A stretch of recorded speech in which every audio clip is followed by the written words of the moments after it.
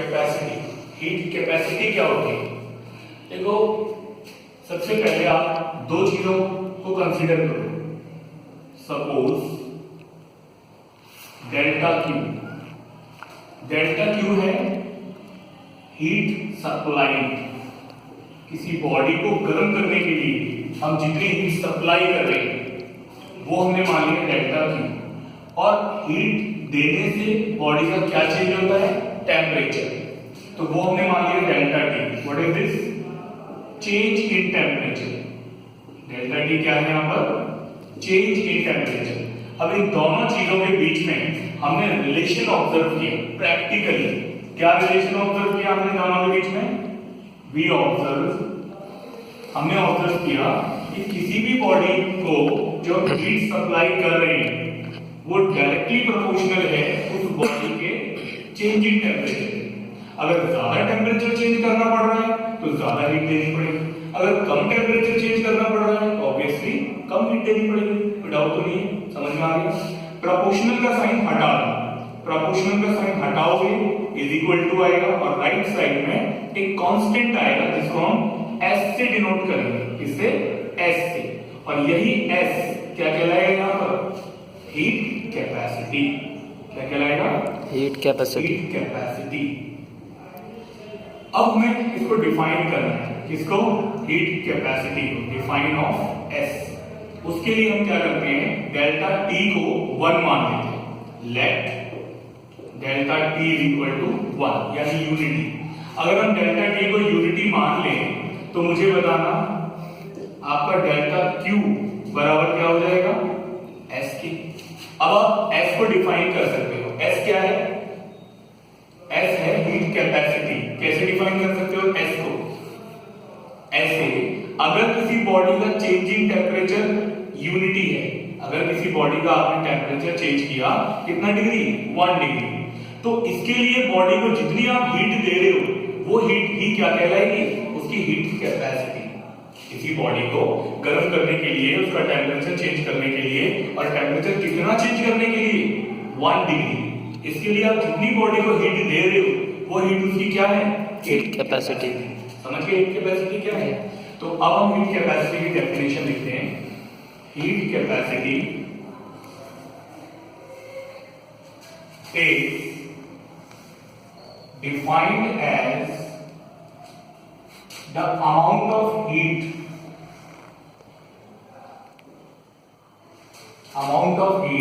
required to raise the temperature of body through unit degree. कितना degree temperature raise करना है? Unit degree. Body का temperature unit degree raise करने के लिए जितनी भी अमाउंट ऑफ हीट की जरूरत पड़ती है उसी अमाउंट ऑफ हीट को क्या बोलते हैं? Heat capacity. अब बात करते हैं ऐसा यूनिट। हीट कैपेसिटी की ऐसा यूनिट क्या होती है? उसके लिए यहां से फॉर्मूला देखो। इसका फॉर्मूला क्या बनेगा? हीट कैपेसिटी का फॉर्मूला बनेगा S बराबर delta Q upon delta T। और डेल्टा Q की ऐसा यूनिट, डेल्टा Q की ऐसा यूनिट ये क्या है? ये हीट है। और अगर ये हीट है तो इसकी ऐसा यूनिट हो गई जूल। और डेल्टा T क्या है? टेम्परेचर। और इसकी ऐसा यूनिट क्या हो गई? केल्विन।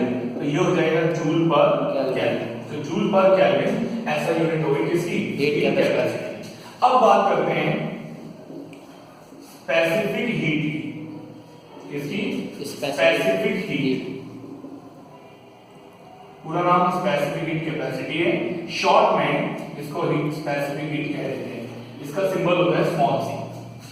अच्छा, अब ये स्पेसिफिक हीट कैपेसिटी क्या होती है? इसके लिए भी आपको यहाँ कुछ चीजें कंसीडर करनी है। दो चीजें तो सेम टू सेम है। आपको हीट सप्लाई, जो आप हीट दोगे बॉडी को, वो चाहिए आपको। और बॉडी को हीट देने से क्या होता है? टेम्परेचर चेंज होता है। तो वो आपने डेल्टा T लेट कर दिया। ये दोनों चीजें सेम टू सेम लेट कर दी। एक चीज अपनी तरफ से और लेट कर लेता हूं, M क्या है यहाँ पर?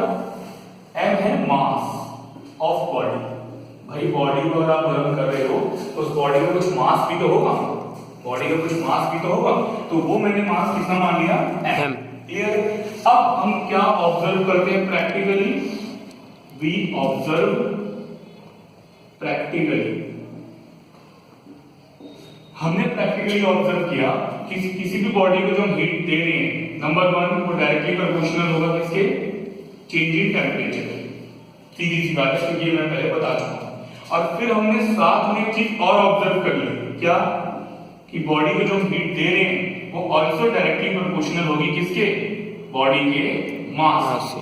भाई ज्यादा मतलब कम मास वाली बॉडी है, कम मास वाली बॉडी है तो गर्म करने के लिए कम हीट देनी पड़ेगी ऑब्वियसली, और ज्यादा मास वाली बॉडी है तो ज्यादा हीट देनी पड़ेगी।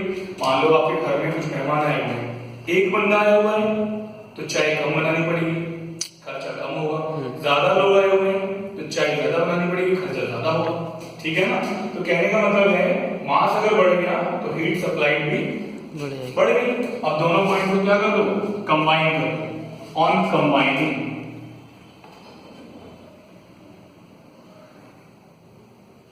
कंबाइन करोगे तो आपको delta q proportional to m into delta T.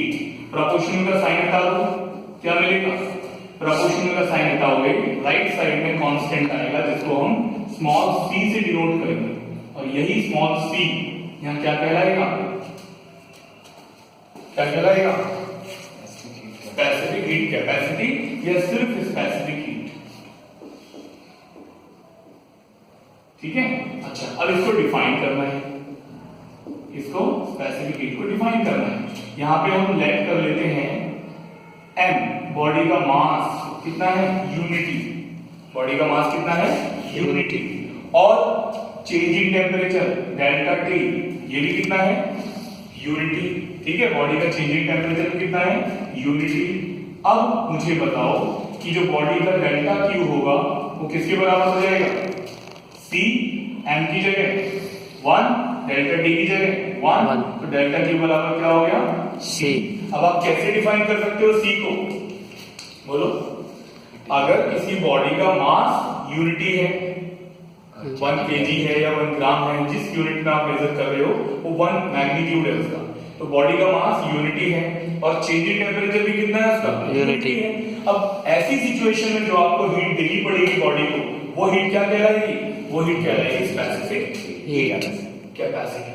ठीक है, तो इसकी अब डेफिनेशन लिख देता हूं। इट इज, इट मतलब स्पेसिफिक हीट कैपेसिटी या specific heat, it is defined as, it is defined as the amount of heat required to raise the temperature of unit mass of body through unit degree. कितना temperature change करना है, unit degree. ठीक है, तो unit degree temperature change करने के लिए और यूनिट मास की बॉडी को जितनी हीट देनी पड़ती है वही अमाउंट ऑफ हीट क्या कहलाती है, उसकी स्पेसिफिक हीट कहलाती है। अब बात करते हैं ऐसा यूनिट, किसकी ऐसा यूनिट, स्पेसिफिक हीट की। इसके लिए यहां से पहले फॉर्मूला बना, क्या फॉर्मूला बनेगा, C बराबर फॉर्मूला बन जाएगा डेल्टा क्यू अपॉन में m delta T. Delta Q की unit C, sorry delta Q heat की ऐसा यूनिट जूल, हीट की ऐसा यूनिट क्या होती है, जूल, और m मास की ऐसा unit KG, KG, delta T change in temperature की केल्विन, तो फाइनल यूनिट बनेगी जूल पर केजी केल्विन पर केल्विन। ये हमारी C की स्पेसिफिक हीट की ऐसा यूनिट। ठीक है, कोई दिक्कत, नोट